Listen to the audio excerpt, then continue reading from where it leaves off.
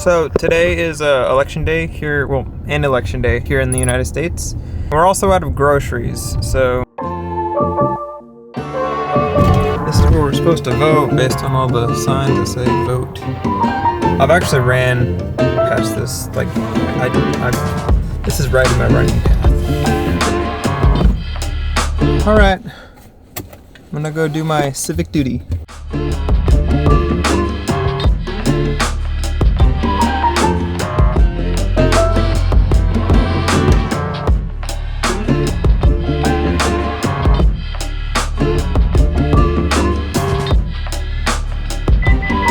Okay, now on to the groceries.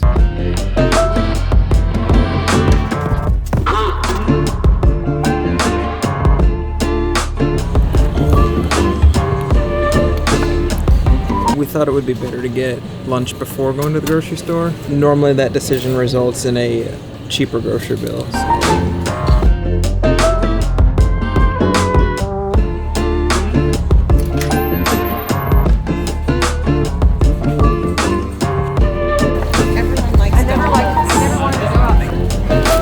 Food. You see the turkey? It's genius. Yeah. Can I get this?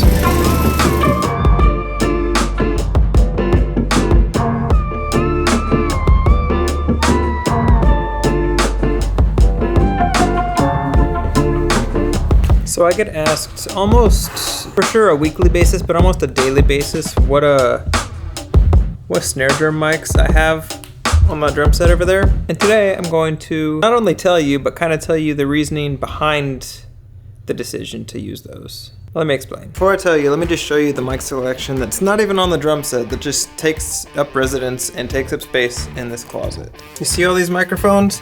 That is 1, 2, 3, 4 different microphones that don't even touch the drum set. They barely ever get used. 2 of them being SM57. For those of you that don't know, the SM57 is like the legendary snare drum go-to microphone. And for good reason. They're solid, they sound great, and they're really dependable. I actually have 3 of them. One of them is being used on the drum set. Now, I am using one SM57 on the snare drum. This bottom mic here, SM57. But where it gets really interesting is top mic. Now, in microphone world, there are really 2 categories you can put microphones in. There are the dynamic microphones, and then there are condenser microphones. There's advantages to using either one. One of the advantages for condenser microphones is they pick up the top end a little bit better, and because of that, that makes my selection for the top microphone a little weird. For my top snare microphone, I'm using a Shure KSM9. And yes, like you guessed it, that's actually a condenser microphone instead of a dynamic microphone. And that's the main reason that I'm using a KSM9 on my top snare instead of a 57 or something like that, like most people. The number one issue that you run into with using a 57 or just any microphone on the top snare is hi-hat bleed. These 2 don't really get along. If I'm gonna boost the high end anyway, I might as well use a microphone that does that automatically, so I'm not constantly fighting it. If I had to put a percentage on it, I'd probably say like 95 to 98% of my recordings, I use that KSM9 on top. It just sounds good, it's reliable, and it's not crazy expensive either.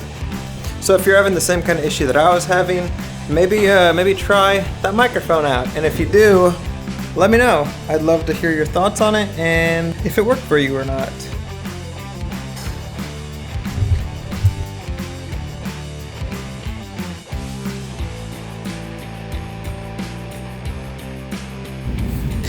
We're in Target right now. I'm looking at shavers, and she's on the phone with car insurance.